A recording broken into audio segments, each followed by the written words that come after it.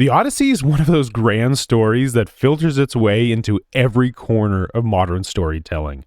Its influence is immense. The very idea of the story seems to have a mythical quality of its own. Even if you've never read it, you likely know parts. Things like the Cyclops drinking the wine, and stories of sirens and all manner of mysterious supernatural creatures just wreaking havoc on one guy's life. At least that was the case for me. I'm someone who tends to enjoy stories, but I don't typically care much about the classics. That wasn't until I stumbled upon a music series called Epic the Musical, which tells an incredible story based on the Odyssey. And because I love that story so much, I thought I would take the effort to read and try to understand the original Odyssey. I have a lot to talk about, and most of it really doesn't have to do much with the story itself, but rather its construction. But first, we do need to talk about the characters, because they are rather curious to me. Throughout the story, Odysseus has this untouchable, larger-than-life feeling to him. A man dedicated to going home no matter what. Then we have his son, Telemachus. He's by far the most human. He starts as capable but inexperienced, longing for the return of his father. He lived in a world without him, but listening to his stories. We watch him grow from a young man into a capable warrior. Then you have Penelope, Odysseus' wife. And at first, I saw her as this passive victim in her own house, with only a few early attempts at stalling the suitors. But as I thought about it more, I realized that her passive resistance isn't because she's a passive character, but rather because that was her only option in a den of vipers.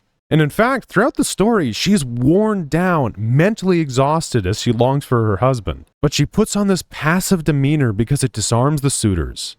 She is equal parts cunning and brave. And if you're like me, you might think, oh, these are great characters. I wonder what their character journeys are like. But when I finished the book, I realized they really didn't go anywhere. Now, there's little shifts here and there, but nothing really major. No, you can absolutely break them down and analyze them, but they really didn't have too much emotional weight or really any character journey of their own. They were kind of like static figures. Despite many events and trials, characters and attitudes didn't really shift all that much. Symbols, not characters. And when I finished the book, I had this feeling of, what was the point of all that? And when I broke it down from a literary angle in my head, I actually started to get annoyed at the story a bit. Okay, for the next little bit, I'm going to talk about what sounds like me pointing out flaws, to which anyone who understands what the Odyssey is will rightfully call me out as not properly understanding the story and what it represents. And that's true. There's a reason I'm constructing it this way, though, so bear with me. To properly put the story in context, I have to first tell you why it's so bizarre from a modern lens. And when I say modern, I mean like the last 500 years. And I do have to put a couple caveats here before we get into it. First, I'm a casual modern reader. I like stories because they have interesting character journeys and interesting worlds. Not much interest in stories beyond that, to be honest. And second, I have pretty much zero classical knowledge. I read and enjoyed a few classics, like The Strange Case of Dr. Jekyll and Mr. Hyde, and I very much have respect for a writer like Shakespeare and his craft, but that's pretty much the extent of my classical knowledge. And what's funny is all of those are extremely modern compared to the Odyssey. I know many of you read it in high school, but I was stuck with a lot of books I found annoying. I'm looking at you, Scarlet Letter. Stupid sentient shadows.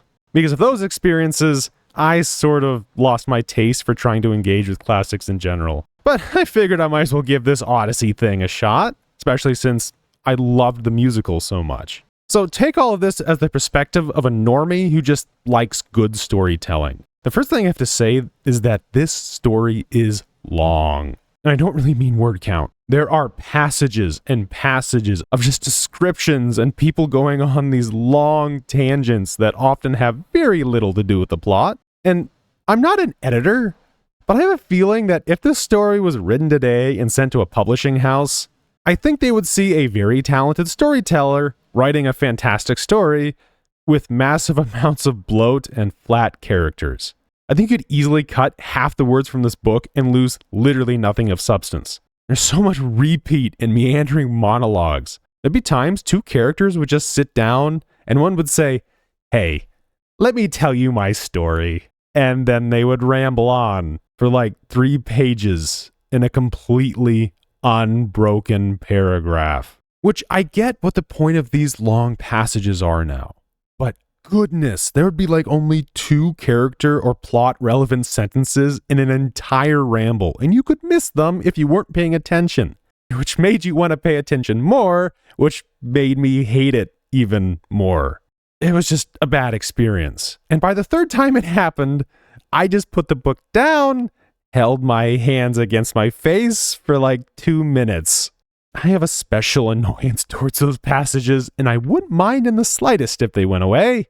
Speaking of cuts, if you cut a lot of the meandering storylines that don't relate to Odysseus or his son, you could probably cut it in half again. And if you streamline the rest of the events and dialogue into modern punchy prose, you could probably get it down to novella length. And I mean cutting down a story that is over 120,000 words into probably something less than 20,000. Without losing anything of substance, at least to a modern reader. And at the time, it made me really wonder what anyone saw in this story. Beyond a few good characters and plot points, I didn't enjoy my time with this book at all. It really puzzled me. Part of the issue was probably the translation I was reading, which I'm guessing was probably translated in the 40s or 50s based on usages of words like potluck. And the phrase, "catch my drift."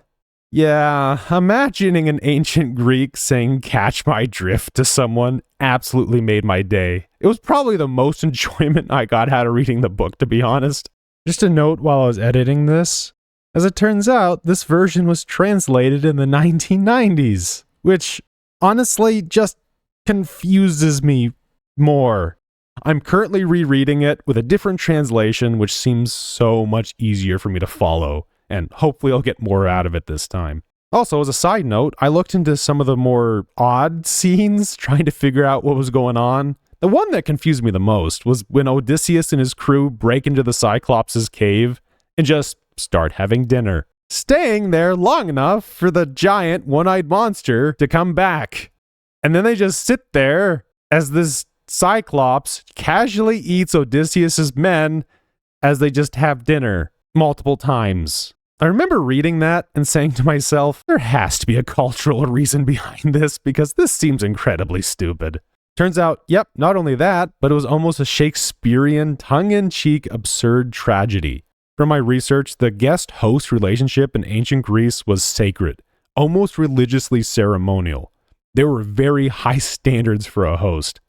And as a Greek, this scene would be viewed as just an exaggerated version of everyday life, with an evil, monstrous host. There would be an understanding that this was a nightmare scenario of a normal situation just dialed up to 11. And of course, the book is full of those cultural aspects that I had to look up to understand. And it was neat to learn all those aspects of Greek culture. Still, the book was such a slog for me to get through, and I couldn't understand what people saw in it. You compare this to the work of someone like Shakespeare, who managed to pack so much meaning in just a few lines, while simultaneously telling 2 different things to 2 different audiences, all while maintaining the coherency of the story with incredible precision and brevity.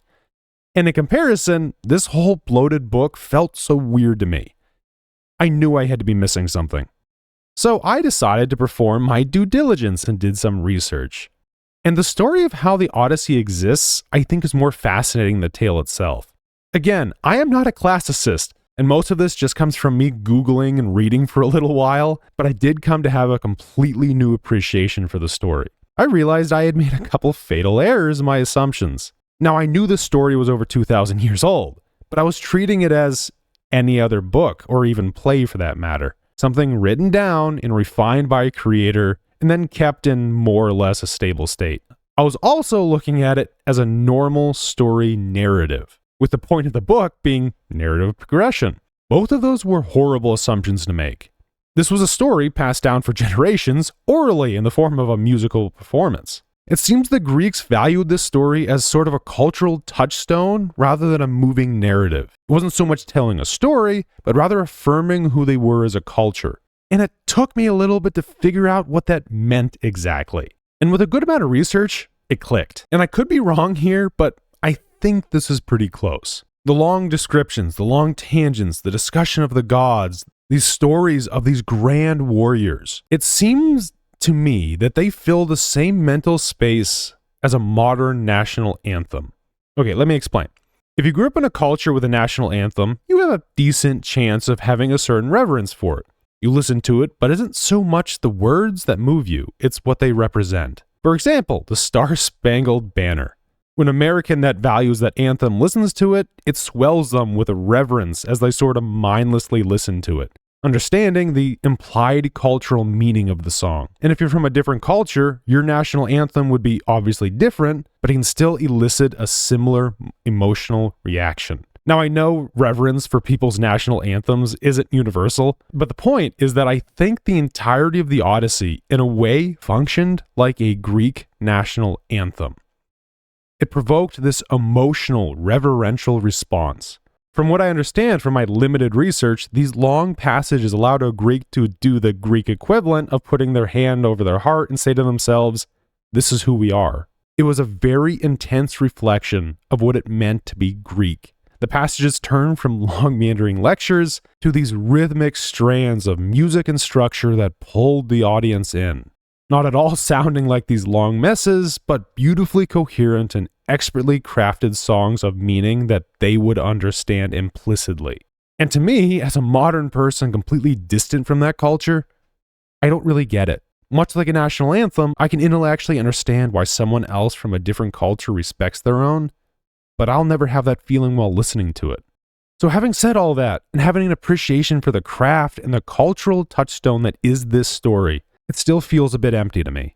And true, that's more on me as a reader, but honestly, I really wasn't a fan of it. Again, I appreciate what it is, intellectually understand that it is a beautiful work of art that held its audiences in rapture, but I absolutely cannot connect with the story or its characters on an emotional or really even a philosophical level.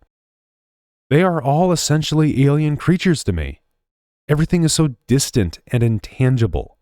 Which makes sense, it's a myth. These characters aren't supposed to be relatable in any other way than being these human ideals.